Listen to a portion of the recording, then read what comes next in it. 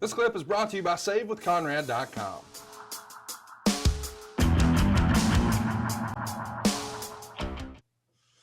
I think it's awesome. And tell us again what town that is. You named it. Now that's at Promos. Okay. That's in Charlotte, Now, down at the office. Tell everybody what that looks like. We've heard from Megan and others. It's just basically a garage in the back, right? It's not a big place. It's a one level, and around back they had a big gravel, I guess, driveway that was fenced in and stuff. And but it wasn't anything that you would look at and say, well, hey, that's a multi-million-dollar company, right there. It was just one of those things. It was pretty inconspicuous, no signs, which is, I'm sure, by design.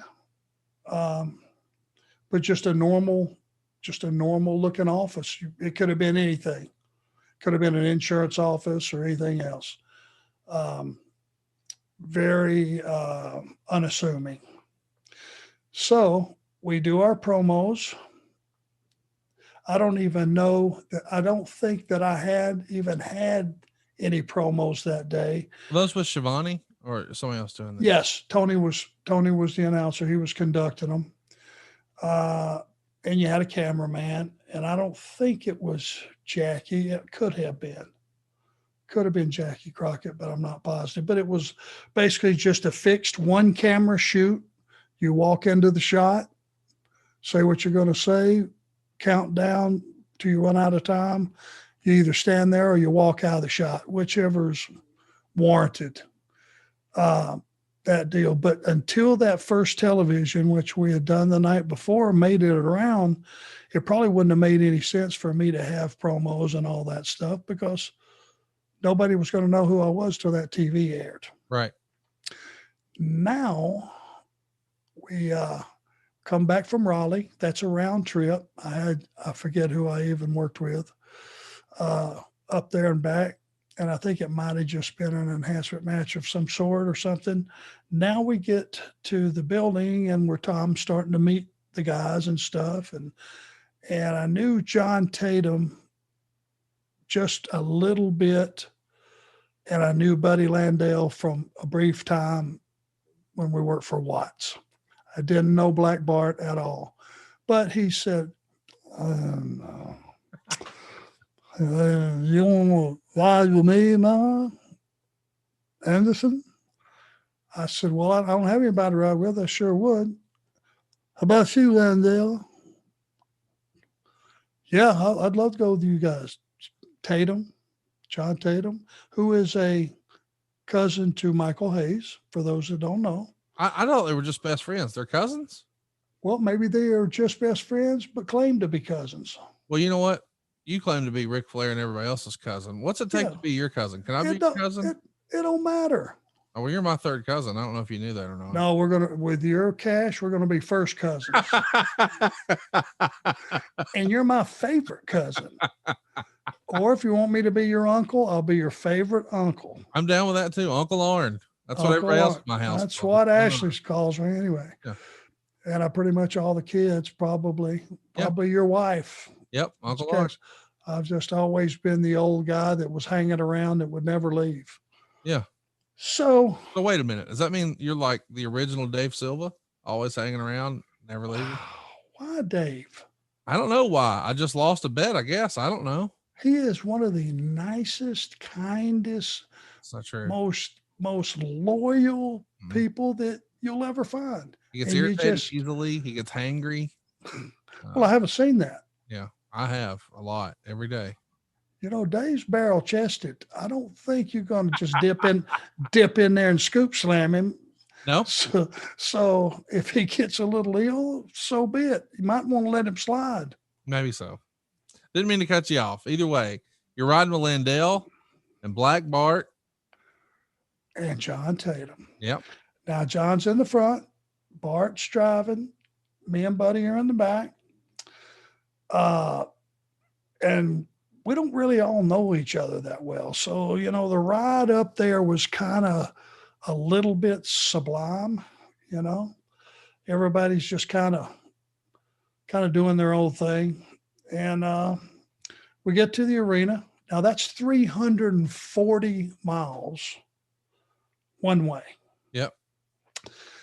And we get there and we go in, we introduce ourselves to everybody. It's our first house show, our second house show, excuse me.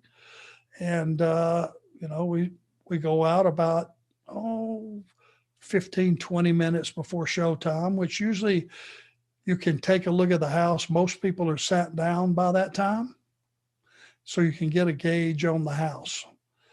And we all kind of walk out there, and Bart walks over there and he opens the curtain, looks around, and goes, "Good shit, good. The house is up." I looked at Buddy and I said, "What did he say?" He said, "I think he said the house is up." So Bart walked off. We opened that curtain, and you could have thrown a hand grenade out there and not hurt anybody. It was bad.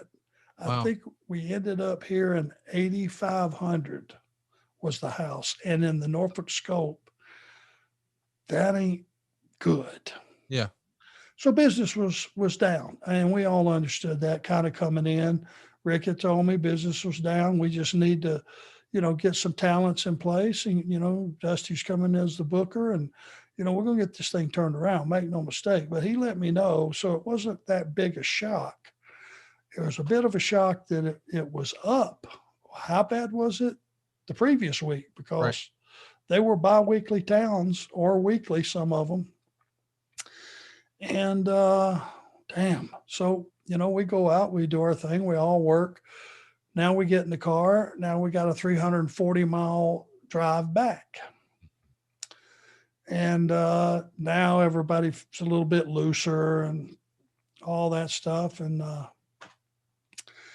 so I want to say Tatum looks over at Bart and he says, "Hey, is the business bad like that in all these towns?" What are you talking about, cocksucker? Bart took it personally that the house was bad. He had been working there. Yep. In no way or fashion was he responsible for the house. Of course not. But some of the veterans take it that way. Right. And it's probably, as I got a little bit, more advanced, had I had that conversation with somebody on their first week and their first loop. So anyway, me and Buddy are kind of listening, and it was almost like it was just planned. You couldn't have pulled this off in 1,000 years. And he looks over at Tatum, and he looks kind of back in the back at us, and he goes, "It's what you cocksuckers better get ready for some $100 payoff." And Buddy and I both leaned forward, and at the same time we said, "We won't have but one of them." And we said it together. Yeah. What a great So we got a couple of fucking superstars back there, huh? You guys gonna get the business turned around? And I looked at Buddy and he looked at me, and I said, "Well, I certainly hope so." Yeah. And man, Bart was mad. The rest of the whole 300 miles, he wouldn't speak to us. Would not speak. And I don't, I'm looking back on it, the hell, I'd have been pissed too.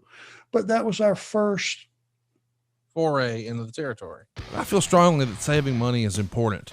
If it's not something we worry about now, boy, we are really going to worry about it later.